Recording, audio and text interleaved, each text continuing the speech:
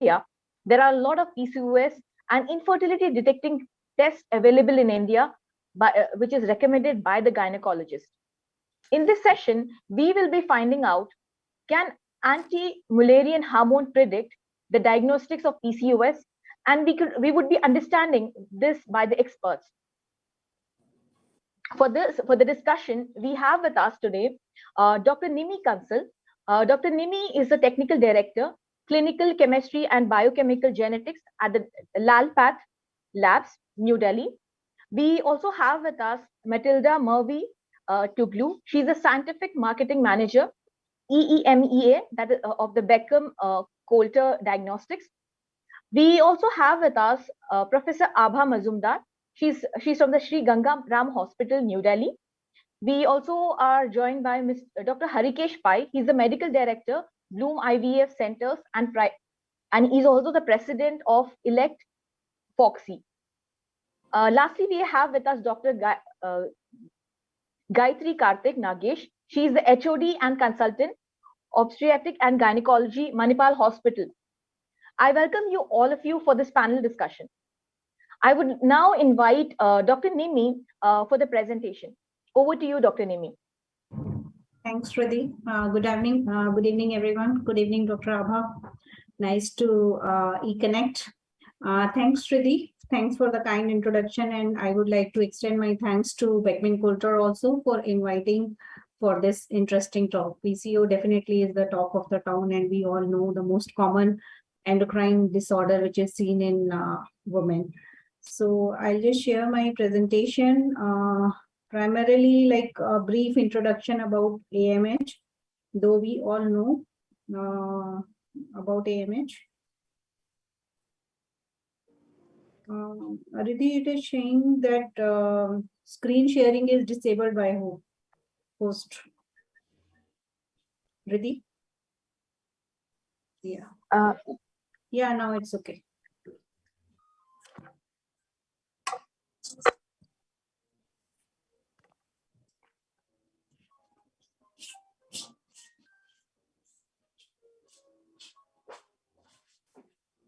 Is my screen visible?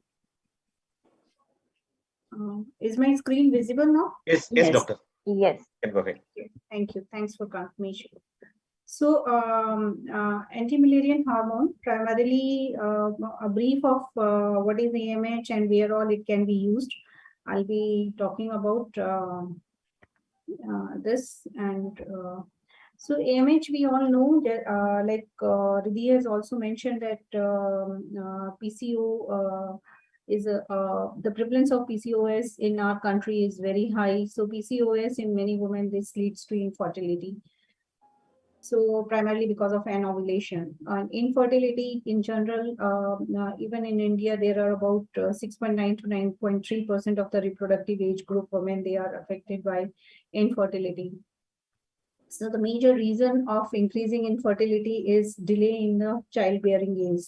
More and more peer pressure, education and career orientation among the young Indian women, they are delaying their childbirth. So there is a need of a marker which can help these women to decide, to take a decision, informed decision about their reproductive life.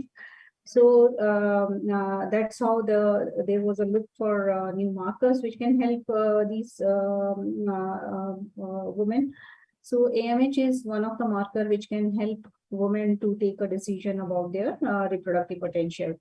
So we know that a woman is born with a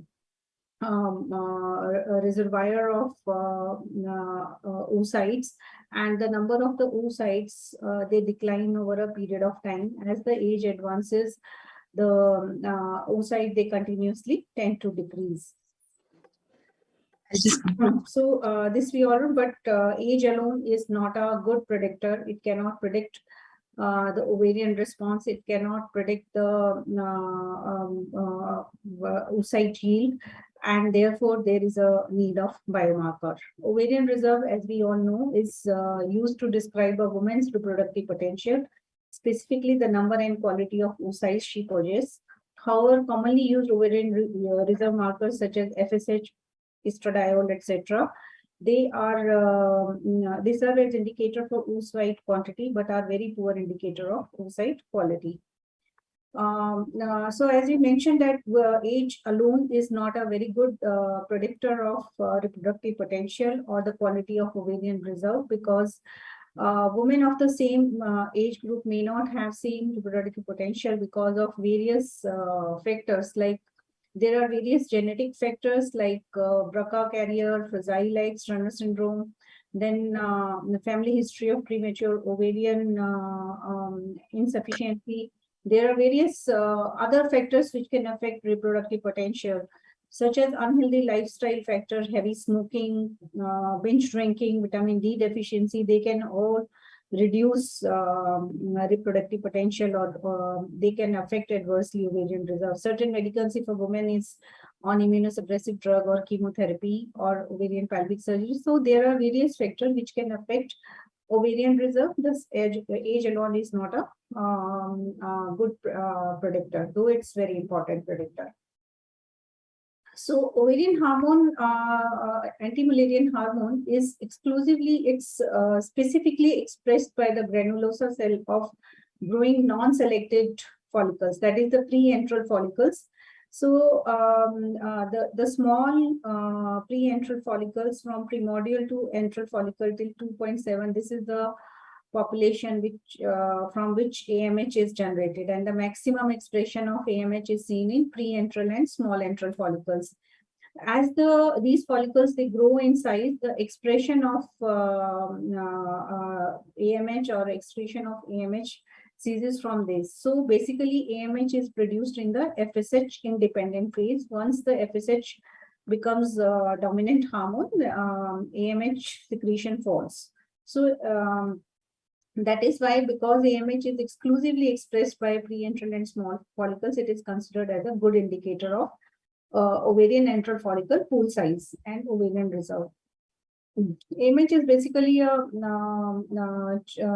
family of transforming growth factor beta and has an inhibitory effect on. So basically the role of AMH is to act as a brake. It puts a brake in the development of primordial follicle recruitment. It also reduces the responsiveness of growing follicle to FSH. So these are the two most important role of AMH, is to inhibit primordial follicle recruitment, and number two is to inhibit responsiveness of growing follicle to FSH. AMH has been used because of very important features or important unique features of AMH, that it is not cycle independent.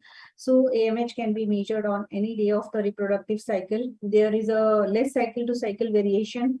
Then it is not I would rather say if a patient is taking ovarian contraceptive pills, then AMH levels, they are affected, and ideally it is recommended that if a woman is taking OCP, then at least the AMH level should be measured 2 months after stopping OCPs. So over a period of time, the AMH utility has increased from a marker of ovarian reserve to it is used in the for the diagnosis of PCOS, for premature ovarian insufficiency. In the cancer also it has roles. Then it can also be used as a predictor for menopause. So there is a host of uses, though the most important usage as of now is in IVF and PCOS. AMH plays an important role in the management of a patient. So this is again to emphasize that we all know that over a period of time, the follicle number declines, and the AMH parallels with the decrease. As the number of follicle decreases, the AMH levels also decreases. So optimal level of the AMH is seen between 20 to 30 years of the age, and that's the age group where we observe optimal fertility. This is again the same thing. So AMH is better than, has been compared with other ovarian reserve marker like antral follicle count, FSH, and inhibin B, which are the other ovarian reserve marker. If we compare AMH with the FSH, we know that FSH and estradiol, they are indirect assessment of ovarian status, where AMH is a direct measure of ovarian status because it is directly produced by the antral follicle, pre-antral follicles. High value of FSH is associated with poor ovarian reserve, whereas a very low value of AMH is associated with poor response. FSH has a low predictive value, and AMH has very good. Rather, like in this slide, this was a publication of 2010 where it was, there were the various the ovarian reserve markers should be able to predict the poor response. If we consider the ability of AMH to predict poor response, AMH and AFC, they are comparable, whereas in the prediction of hyper response, AMH is a better marker than AFC. And the another important difference between AFC and AMG, though both of them are highly comparable, but AFC, the advantage with AFC is that in a IVF clinic, the clinicians, they do ultrasound, they immediately have the information available, whereas for the AMH, the sample has to be sent to the lab. But at the same time, AFC is subjective, whereas AMH is more of objective. So though AMH and AFC are comparable factors, but for certain points, AMH has a better predictability as compared to AFC. There are certain factors, because though it is said that AMH level is most of the time it's not affected, and throughout the cycle it remains stable, but there are certain factors which may modulate AMH levels. So it's important that we are aware of, when we are interpreting the results of AMH, we are aware of these factors. As I mentioned, that AMH levels declines gradually during gonadotropin administration. AMH measure should not be performed during treatment with gonadotropin. And if a woman is on OCP, I have already mentioned at least it should be discontinued for 2 months before we want to know the baseline AMH level for that woman. And AMH level may reduce in a obese woman, and some of the factors like smoking and alcohol, they may reduce the AMH levels. There have been a debate that can AMH be used in ovarian reserve screening. So this I just picked up. It's a very busy slide. So just to summarize, it is said that yes, it's because now a woman has a right to know her fertility potential. So some of the markers like AMH can be used for ovarian reserve screening, because it will help a woman to take a decision about her family planning. So especially like if in case the AMH levels are low, suppose a 30-year woman has a low AMH less than 0.5 or less than 10 centile of for the 10 centile AMH for her age group, she may be assessed further by using FSH level and AFC count, and she can be advised accordingly about her future potential. Whereas if she has a borderline diminished functional ovarian reserve, she can be advised for an annual follow-up. And in addition, restriction of factors which can decline her reproductive potential further, such as alcohol, smoking, malnutrition, she can be advised to take care of these things. Whereas if her AMH is in an acceptable limit, she should be advised, she should be advocated that advanced maternal age is related to low quality of oocytes, and if there is a strong association between increased risk of aneuploidy as the age advances. So it's important that a woman knows about these factors, especially if she plans to delay her reproductive life beyond 30 years of age.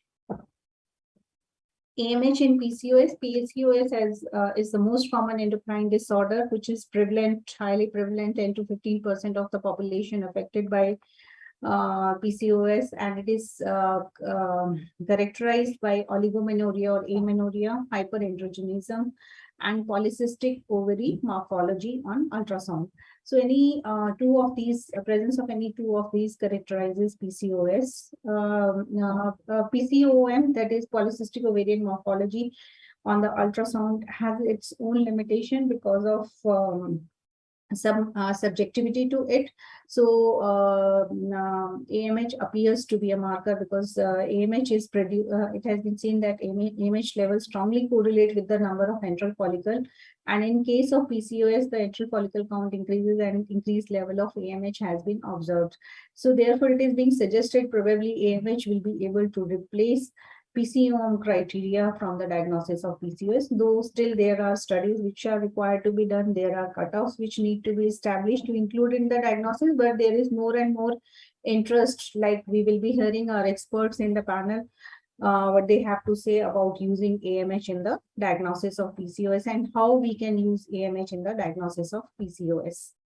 AMH is also being looked at as a marker for the prediction of menopause.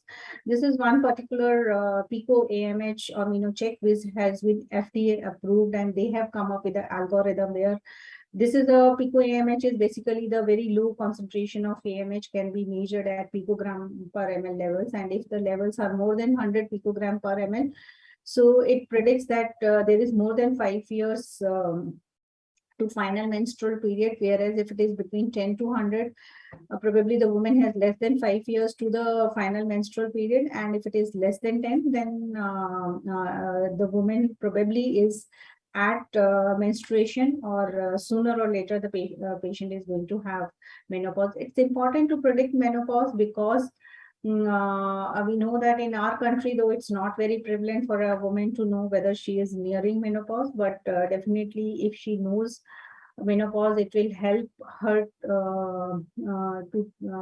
because irregular menstrual pattern and vasomotor symptoms during menopause, it disrupts quality of life. At least she will know what's happening to her. We know that because of the decreased E2 level, the woman is at increased risk of osteoporosis and cardiovascular disease. Maybe hormone replacement therapy can be planned for her. And moreover, she can take a decision about the contraception if she knows about her,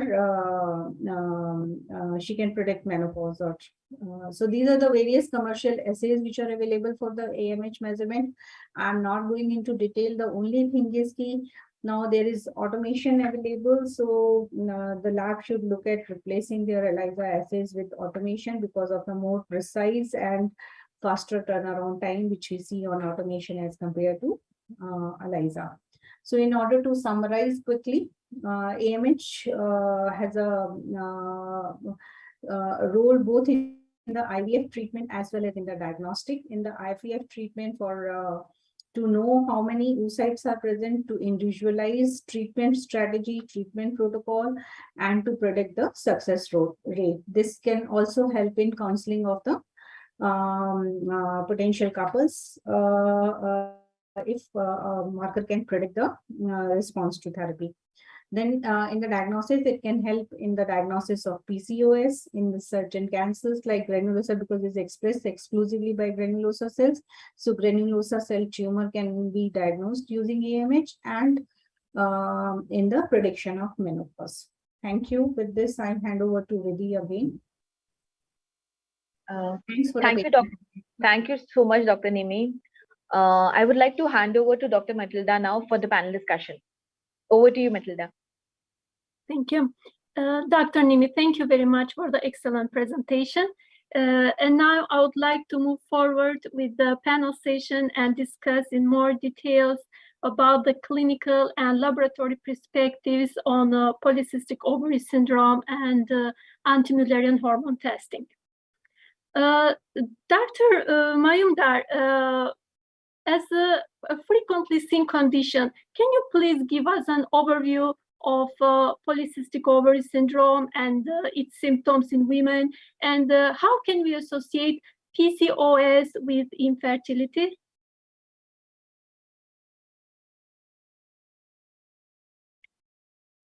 Maybe you are on mute.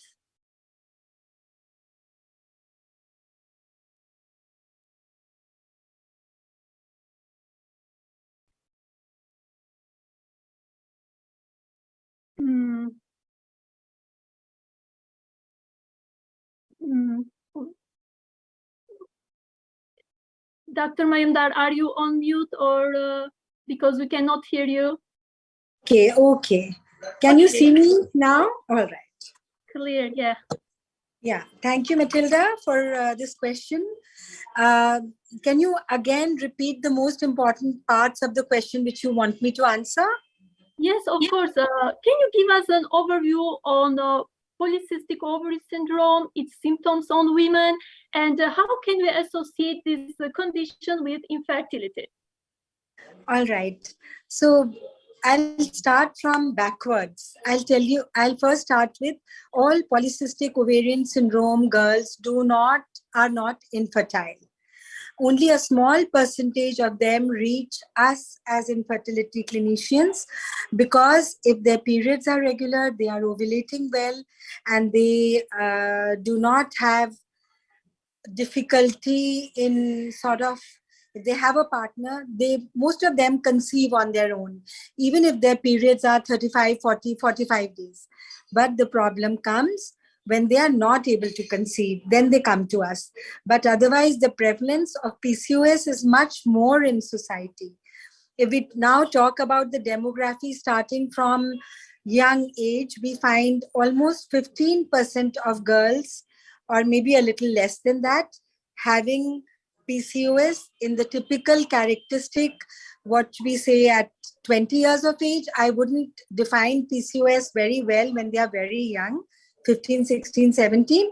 But say after 3 to 5 years of menarche, I would still maybe find 10 to 12% of girls in the whole reproductive age as presenting as PCOS. Out of this, a very small segment comes to us with difficulties in getting pregnant. A larger segment may go to the physician or dermatologist when they are young, dermatologist to take care of their hirsutism and acne, and to the physician in case they become obese, or young girls might have other metabolic problems along with their family history, and hence,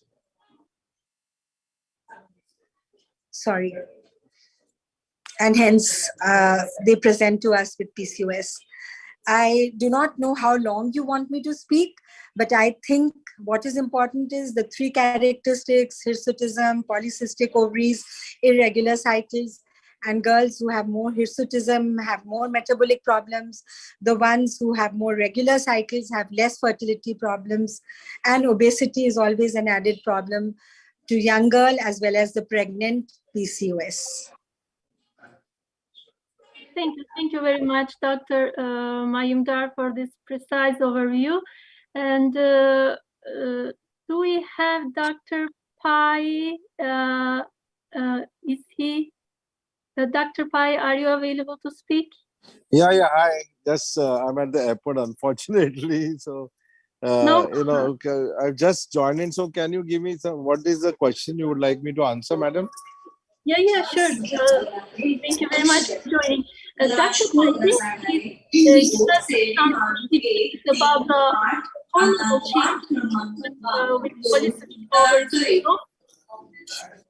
So basically, it is a metabolic syndrome, and there's a lot of insulin resistance. And normally, in the olden days, we used to have an LH FSH elevation. So there was a higher LH level and lower FSH level. The ratio of more than 2:1 was supposed to be a diagnostic for PCOS, along with the it is known as the Rotterdam criteria. Two of the three criteria to diagnosis. One of them was hormonal criteria, more of testosterone in the blood manifesting as LH by FSH ratio of more than 2:1, etc. But the new hormone that has come in on the new kid on the block, so to say, is the anti-Müllerian hormone, the AMH level. And now because I've been doing AMH for many years now, so my baseline cutoff was 3.5. So anything of more than 3.5 nanogram per ml, I would straight away put it as PCOS. You understand? Though one of the big companies has done a major study and they are coming out with a cutoff of 3.2 nanograms per ml. That's on the cards now. But anything more than 3.54 would be a very good diagnostic criteria for saying that it is, though there is still a lot of controversy on it, but in my practice, I immediately would put it in my mind as that it's a PCOS patient. So then, of course, there are other things that are there that can be, contributory. We can do insulin levels to see what is happening at the insulin resistance level. You can also do other things like 17-hydroxyprogesterone to rule out an adrenal source, etc., etc. So there's a general workup, but a normal LH by FSH ratio or a AMH would clinch the diagnosis, kind of. Thank you very much. Then, what do you think? How should clinicians interpret like low or high levels of anti-Müllerian hormone? No, so I would, the low level is basically we are looking at a poor ovarian reserve. Anything less than 1.5 by the Bologna or the criteria would be, or a Poseidon criteria, I think of also 1.5 would be a poor responder, and a higher level of more than 3.2 to 3.5 would be a hyper responder or a PCOS. That's how I would put it, in my diagnosis for diagnosing PCOS in the future. Of course, there are molecular markers as well that are coming up now in a big way, but this biochemical marker of AMH is a very good marker. Yeah, thank you very much. Dr. Pai, actually there is a question that I want to ask to all panelists, but will you be there or should I ask it now to you? What is it you would like me to answer, madam? Let me know. For example, do you have any challenging experience, a case that you want to share with us, and how did you manage that case? I mean, in PCOS, I would say it's one of the easy, PCOS is one of the easiest case to treat for an infertile couple, because, the biggest thing that decides the treatment in infertility is the egg number and the egg quality. 90% of the time, I feel that it's very easy. The problem is actually in natural conception, because there's an asynchronous behavior. When the follicle is ripe, the endometrium is not good.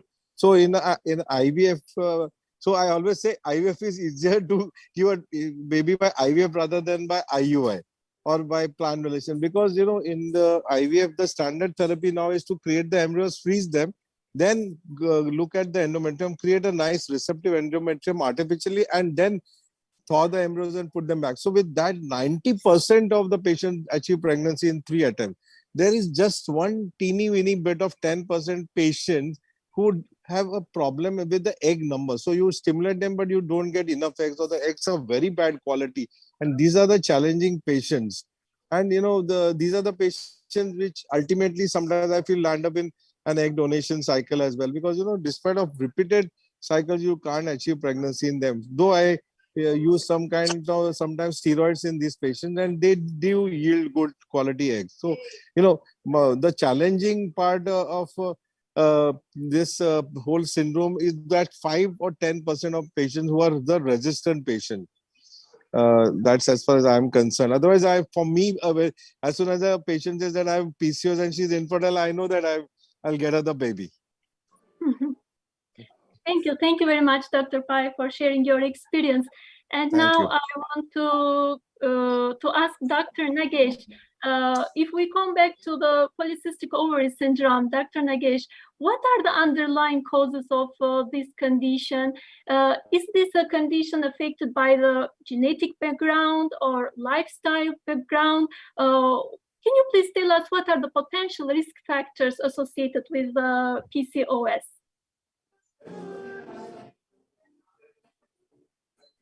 You are on mute, Dr. Nagesh. Yes. Okay, thank you. That was a very nice presentation, Nimmi. And hi, Dr. Abha. Hi. And Dr. Pai. Now, polycystic ovaries do have a genetic basis. They tend to cluster in families. There is some kind of genetic predisposition to developing this. And if the lifestyle also contributes, then they land in trouble. Now, polycystic ovaries, can you just repeat what causes them, and what was the question?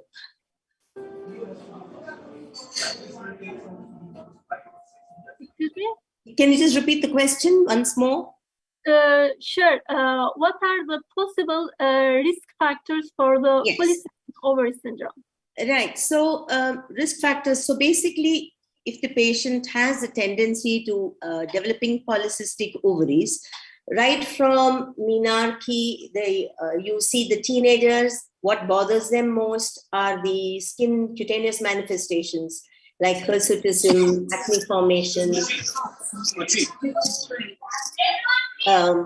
hair fall, and receding hairlines. As they grow, they come into the stage where they need reproduction. Then they have irregular cycles. Then they will come to us for regulating their cycles, for contraception, because they don't know when they are fertile. And then when they want fertility, then that is the time we need to work towards trying to get them to get into a proper lifestyle and try for natural conception. Like Dr. Abha very correctly said, most of them, if they are cycling regularly, will do well without any reproductive support. But there will be a set of patients who don't ovulate very well. Then we do need the help of the IVF specialists to get them a pregnancy. And there will always be a set of people who will not conceive, like Dr. Pai said. The other problems that come with polycystic ovaries are their resistance to insulin. So they tend to become obese. And if they're not active, then they definitely need to be told to exercise regularly so that they can prevent metabolic syndrome from coming up, diabetes from coming, gestational diabetes, which is again something which we see very often in patients with polycystic ovaries. Long-term risks include in patients who have high estrogen levels, they could even go on to develop endometrial cancers after menopause. So though it is not preventable, it is immensely controllable. Thank you very much. Now that we heard about the polycystic ovary syndrome and underlying causes and potential risk factors, Dr. Mayumdar, may I ask you, as a clinician, what is the pathway that you follow in your practice to diagnose patients with PCOS? And is there any treatment approach for these patients? Thank you, Matilda, for your question. Can you hear me? Yes, very clear. Yeah, okay. How I diagnose my patients. The first is history. And I make sure when they come to me that do they get slightly delayed periods or very delayed periods. So this always fits into my line. And some of the PCOS also come with periods every 20 days, 15 days, and never ending bleeding. So this absolutely then and there in my mind, a thought emerges that is it the second stage of PCOS where they develop a very thick endometrium and then they are forever shedding it when they menstruate and the bleeding never stops. So this is history is very, very important for me. After that, look at the BMI, look at the body weight. I know that there could be two extremes with a high body weight. It could be premature ovarian insufficiency or it could be PCOS. So here I clinch my diagnosis by, like you said, either an ultrasound to look at the antral follicle count, the size of the ovaries, or a AMH test. These are the two tests I do because they come at any time of the cycle. They could be just bleeding irregularly, or they may have been in amenorrhea for 2-3 months. So the first test which I like to do is AMH in the blood test, ultrasound on the ultrasound side to see the ovarian volume, the antral follicle count, and third is just the history, how they look, whether they have a little hirsutism, acne, old scars of acne, and their menstrual history. So this is how I teach and this is how I treat also. My diagnosis, the suspicion comes on history taking, and then just 2 examinations and the diagnosis is made. Once I know that she's just amenorrheic, but her endometrium is all right, bleeds okay, all I have to do is induce a menstruation and give her an ovulation-inducing agent. But if I find that she's bleeding endlessly, then first I have to stabilize her endometrium. And for that, I give a progestational agent to antagonize the unopposed estrogen, which was acting on her endometrium and making her bleed endlessly. Once I've given her progestogen for 1 cycle or 2 cycles,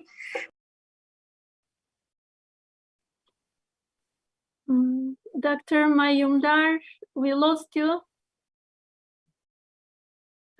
Yes, I think we lost She Dr. will Mayum. reconnect. Yes, we lost her. I think she will join soon. Dr.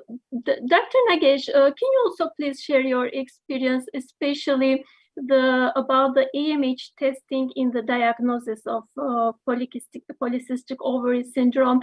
And is there any different approach from your side to women with different ages, for example?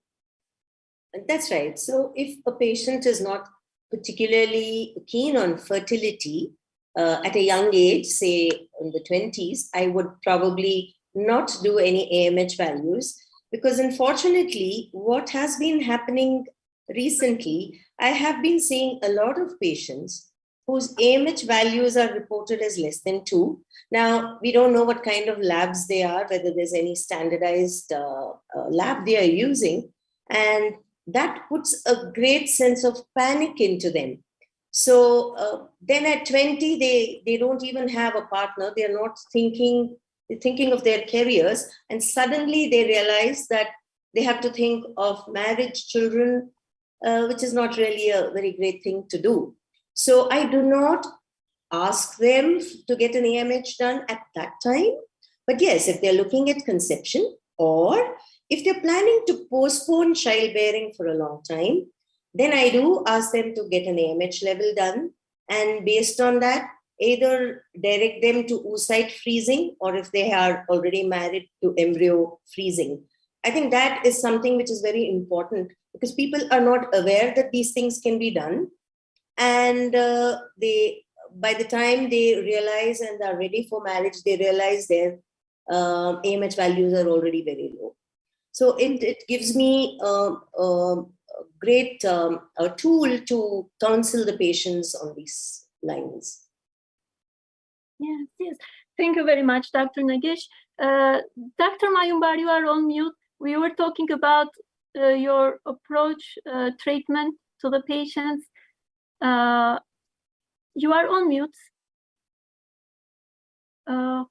Unfortunately, we cannot hear you.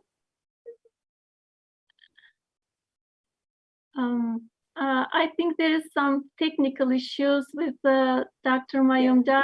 Is there any way you can unmute her? Our technical team maybe help us with this. You could probably send her a message, because I think she is seeing messages. Yeah. Oh no, she's still on mute. In the meantime, Matilda, before I board the plane, I would like to say that the PCOS is also related to the weight. You know, if you reduce the weight, now automatically a lot of things correct. And now the new, of course, lifestyle modification is very important. The diet, exercise, but there are a lot of new technologies and new molecules coming. There's a big study that has come now, which has shown that liraglutide, some of the new medicines that are coming, that can aggressively reduce the weight by 7 kilos prior to therapy, and that really does the wonders. And you were asking me about a case, in COVID time, one of my gynecologist friend, her daughter had PCOS, and then I told her, okay, why don't you go to this weight loss specialist and do some weight loss? She was quite obese. Her BMI was more than 35. So after 3 months, she said, oh, my daughter has lost about 15 kilos of weight. Can she do some more kind of weight loss? So I said, fine, you can go for more weight loss before coming for IVF. And after 2-3 months, after her weight loss became very good, she conceived on her own. She conceived on her own. That is the trick. The weight is the operational, and it's a vicious cycle. If you can cut the weight down, and it's very difficult. You can't tell a patient, go and do diet and exercise. It doesn't work. You have to help them with some kind of medication to get them into that cycle of weight loss. And once you get that, and then of course there are some morbidly obese patients also, with BMI more than 40. You do bariatric on them, and it works wonders. They not only lose weight, they get their self-esteem back, and they also become pregnant on their own. So weight loss is a very big player in this whole aspect of PCOS. Yeah, we all understand that. I think you can hear me now. Yes. Yeah. I don't know. Every time I'm doing it on my phone, this meeting, because I am already in a meeting in a conference, and every time a call comes and my whole thing goes haywire.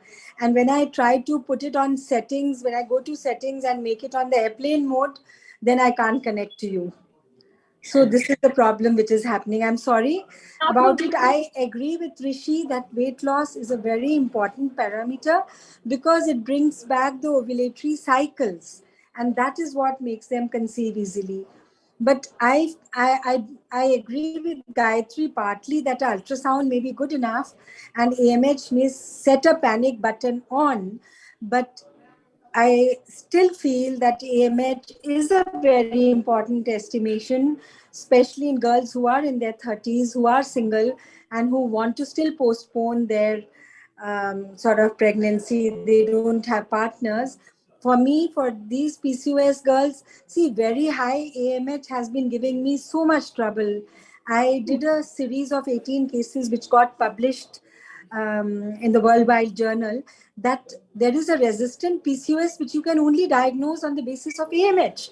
Nothing else. When AMH is very high, these girls don't respond to gonadotropins, they don't respond to any drug. You may add metformin, do anything, unless you bring their AMH down. And that you can do by probably destroying half the ovary by drilling or something.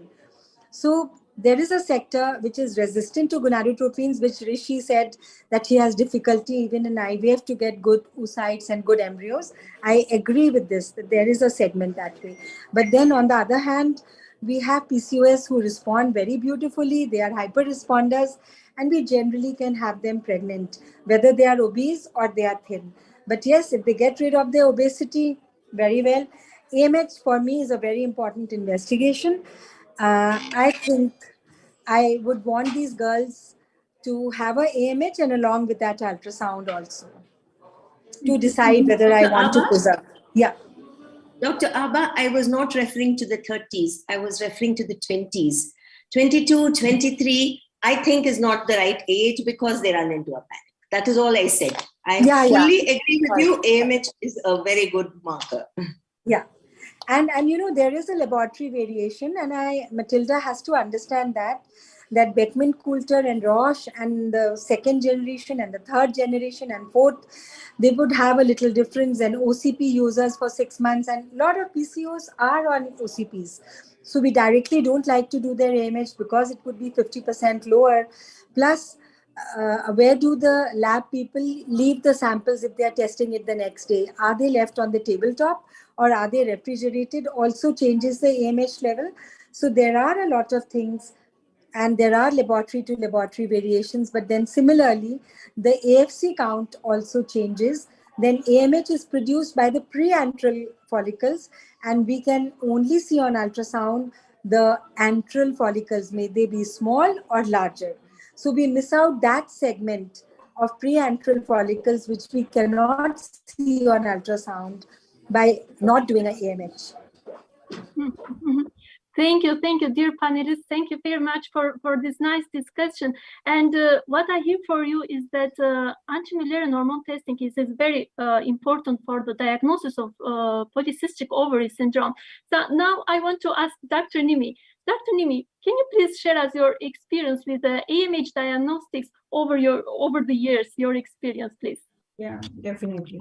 So AMH, I think we started doing AMH in our lab from 2009. In 2009, we launched AMH in our lab. Initially, when I was approached, I was a bit, I had inhibitions. I don't know whether it will take up, it will not take up, because that time it's only ELISA which was available, and doing by ELISA, definitely it was expensive also, and but over a period of time I have seen exponential growth in AMH level from ELISAs to automation, and Dr. Abha's concern, clinicians' concern, lab to lab variation. I think with the availability of automated analyzers like Beckman, so to a larger extent, this problem is addressed, because if you do manually, there is a lack of precision. There are chances of error. I know that those were the days when we at our National Reference Lab in Delhi, we were the only one one lab of our was doing AMH. But now today, almost in every city, wherever we have our lab, we offer AMH to the clinicians, because as Dr. Abha, Dr. Gayatri, all the clinicians, they said that it's a very important marker and helps in them in taking a decision in the patient management. And rather it is one of the marker when we select an instrument, we look at the menu of the instrument that it should be having AMH. So definitely we have seen a sea change in AMH. Thank you very much. And there is the last question that I want to refer to all panelists, and we already heard from Dr. Pai. So Dr. Nagesh, can you please tell us a special case, challenging case that you faced a patient with polycystic ovary syndrome, and how did you manage that patient? We've had quite a few. Some of them, like Dr. Hrishikesh Pai said, people who where we emphasize the need for losing weight and lifestyle modifications. There are people who have, we've had to explain that going to the gym or working out alone or walking is not the only solution. There are other solutions, like you can go swimming, you can go Zumba dancing, especially for the younger generation. There are many methods of doing it, and people have come back pregnant. The one interesting case I would like to share is something which was recently done. A patient was sent to me. She had had difficulty conceiving. She already did have a child. This was for her second baby. And she had visited a couple of IVF centers, and they had induced ovulation, but with poor results. And finally, she was sent to me by a colleague, and we discovered the AMH values at around 30. And so I thought this was not right by any stretch. And so we redid an ultrasound with a very good person and found a granular cell tumor. So that's where AMH helped, where not fertility, not PCOS, but detecting tumors. I would also want to come up with a case. May I? Sure. Yeah, sure. Now, this is a girl who wouldn't get her periods, came to me with an AMH value of 17 nanograms, and her ovaries looking totally polycystic, large ovaries, large antral follicle count. But when I did, but the endometrium was just about 3 millimeters. So I said, okay, we'll have to give you, and she was on oral contraceptives off and on, and she had come for fertility. And she had brought a report with her of a FSH of about 48 MIU per ml. So I said, oh, this FSH is wrong. It cannot be correct. Let me do it again. I put her off all medicines for 1 month, and I did another AMH and FSH. And to my surprise, her FSH was 100 MIU. Her LH was something around 70, and her AMH was still 17 or 18 nanograms. So this was one case where the FSH helped me to say that this was receptor resistance. The FSH receptor resistance, I could not induce ovulation in her. I had taken her up very easily. Oh, I will induce ovulation. There'll be no problem. Your endometrium will grow when your follicle grows. But we could not induce ovulation. And eventually her sister gave oocytes for her and she did become pregnant. So this was one case which led to me that AMH alone may not be enough, especially if it is high and we are not being able to make the patient have a withdrawal bleeding with progesterone, or we are everywhere. They said, we can't make you ovulate, we can't make you ovulate. And I said, oh, never mind. This FSH is wrong and I will make you ovulate. And I could not make her ovulate because she was FSH receptor resistance, the first case which proved to be, such. Thank you. Thank you very much, Dr. Nagesh, Dr. Mayumdar. Very nice, interesting cases. And Dr. Nimi, do you want to share any case from the laboratory? Not exactly case, but I would say that yes, one case. So primarily in our practice, most commonly what I hear that when the AMH level doesn't correlate with AFC. So most common complaint which we get in as a laboratory for AMH is like the clinician says that the AMH levels are not correlating what I expect. Recently, we had a case, we reported a AMH value of 3.3. So clinicians said, no, I am not satisfied. You take a fresh sample. So after a week, the patient gave a repeat sample. The value we reported was 3.2. So both the time our results were reproducible. We rechecked. We were very confident that no, our results are correct. So clinician said, no, I'm not seeing AFC. It's less than 5. Your report is wrong. She sent the sample to another lab. It was some local lab, I don't know, but they reported 0.8. And clinician choose to believe that report because it correlated with AFC. So I was trying to convince her that, like Dr. Abha also said, that at times AMH and AFC, they may not correlate, because as per literature, 70% of the cases they correlate, but there are cases, because when we are doing AMH, it's preantral follicles and AFC. Nimi, I said AMH, AMH and AFC generally correlate. Yes, the FSH may not be in line. Yes, yes. So Generally, if you have a high AMH, you will get a good AFC, because it comes from preantral and early antral follicles only. Yeah. So I think the clinician did right. Somewhere something was not right with the lab results, because a AFC of 5 and an AMH of 0.8 go very much hand in hand.